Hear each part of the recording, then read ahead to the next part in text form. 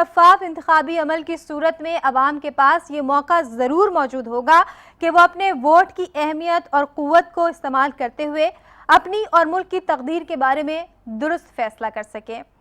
इसी हवाले से हम बात करेंगे। आज हमारे प्रोग्राम में कॉलर भी हमें ज्वाइन करेंगे और उनसे जान सकेंगे तो जो आइंदा होने वाले इंतखाबात हैं वो कितने शफाफ होंगे और उनकी क्या उम्मीदें वाबस्ता हैं। एक कॉलर हमें ज्वाइन कर रहे हैं, उनकी जानिब चलते हैं। अस्सलाम वालेकुम, कौन साहब और कहाँ से बात कर रहे हैं? जी, मैं उसामा बात कर रहा हूँ कराची से। जी उसामा, आप क्या कहेंगे कि जो होने वाले इंतखाबात हैं आपको क्या लगता है कि कितने शफाफ होंगे?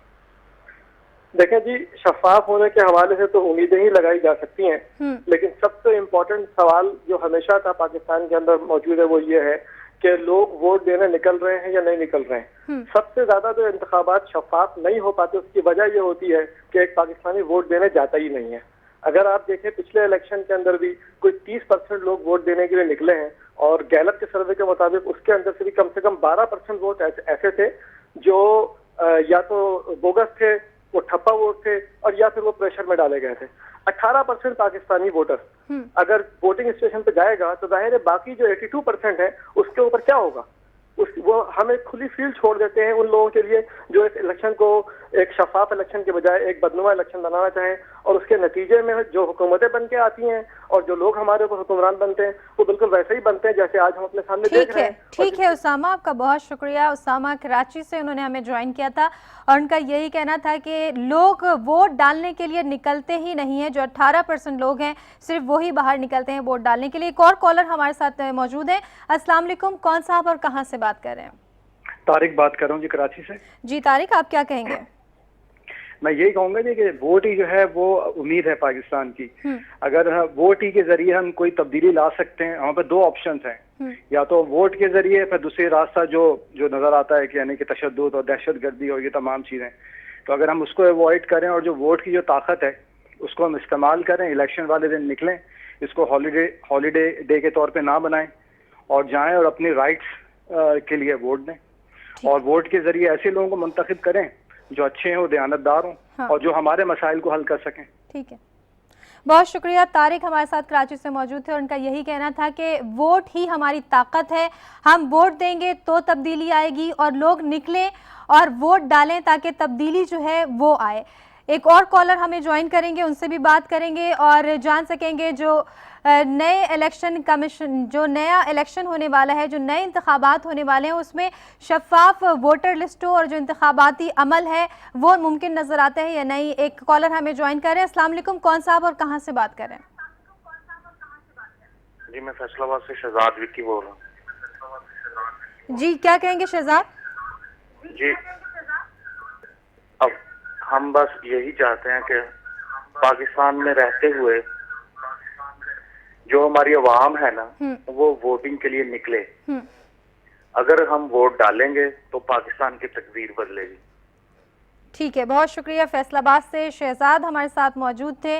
उनका यही कहना था कि वोट डालेंगे, वोट डालने के लिए निकलेंगे तो तब्दीली आएगी और कौम की तकदीर जो है वो बदलेगी। नाज़रीन, हम कोशिश करेंगे कि इस प्रोग्राम में हम ज़्यादा से ज़्यादा कॉलर लें और उनकी राय जान सकें कि वो जो इंतखाबात होने वाले हैं उसके बारे में क्या राय रखते हैं। जैसे कि मुख्तलिफ कॉलर्स ने हमें ज्वाइन किया और उनका यही कहना था कि वोट डालने के लिए निकलें अपने घरों से, क्योंकि वोट ही के ज़रिए तब्दीली लाई जा सकती है।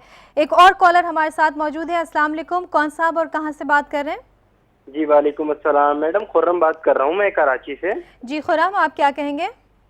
एक्चुअली मैं कहना ये चाहता हूँ कि पाकिस्तान की जो सिचुएशन आपको नजर आ रही है उसके अंदर अगर कोई हौफ और उम्मीद की किरण नजर आती है मुझे, तो सिर्फ और सिर्फ एक पॉइंट और एक वे नजर आता है। वो तरीकाकार ये है कि हमारे यंगस्टर्स ज्यादा से ज्यादा बाहर निकलें और वोट डालें, और वोट जो डालेंगे वही पाकिस्तान के अंदर चेंज ला सकता है, तब्दीली ला सकता है। अगर पहले की तरह हम वोट डे को छुट्टी का दिन मनाएंगे, घरों में सोते रहेंगे इलेक्शन वाले दिन और बाहर नहीं निकलेंगे, तो यही सूरत हाल होगी, यही करप्शन होगी, यही हुक्मरान होंगे जो हम पर हावी हो जाएंगे।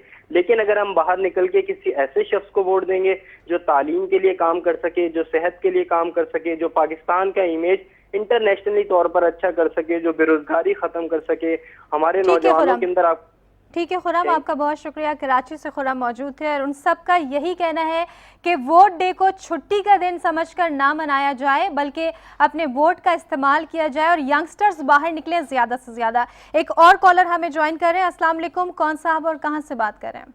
हाँ, वालेकुम सलाम। ये मैं डॉक्टर दिलीप कुमार दौलतानी बात कर रहा हूँ हैदराबाद से। जी डॉक्टर साहब, क्या कहेंगे आप?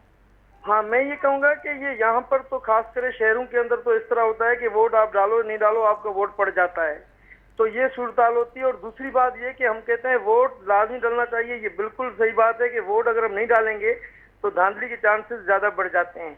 और सिंध में खासकर जो इंटीरियर सिंध में जो वडेर और जागीरदार है वहाँ पर तो धांधली के इतने चांसेस होते हैं कि वो लोग अपने वोट समझो कि आपको पोलिंग एजेंट भी नहीं बिठाने देते लोगों को, जो उसके जो सोर्स है जिनके मकसद सब कुछ होता है। तो मैं चाहूंगा कि जब तक इलेक्शन कमीशन एक सीरियस स्टेप नहीं लेगी तब तक पाकिस्तान के अंदर जो है ना वो सीरियस किस्म के या सही इंतखाबात नहीं हो सकेंगे और सही लोग चुन नहीं सकेंगे। और यहाँ पर तो सिंधी में कहते हैं जो डाडो सो गाबो, ये मतलब जो लोग मतलब पावरफुल है वही यहाँ पर जीतते हैं। तो इस वजह से हम इलेक्शन कमीशन ठीक है, बहुत शुक्रिया। डॉक्टर इदरीस हैदराबाद से हमारे साथ मौजूद थे और उनका दिलीप मौजूद थे और उनका यही कहना था कि जब तक शफाफ इंतखाबात नहीं होंगे, और चीफ इलेक्शन कमिश्नर के हवाले से उन्होंने कहा कि जब तक वो पावरफुल नहीं होगी जब तक उस शफाफ इंतखाबात नहीं हो सकते हैं।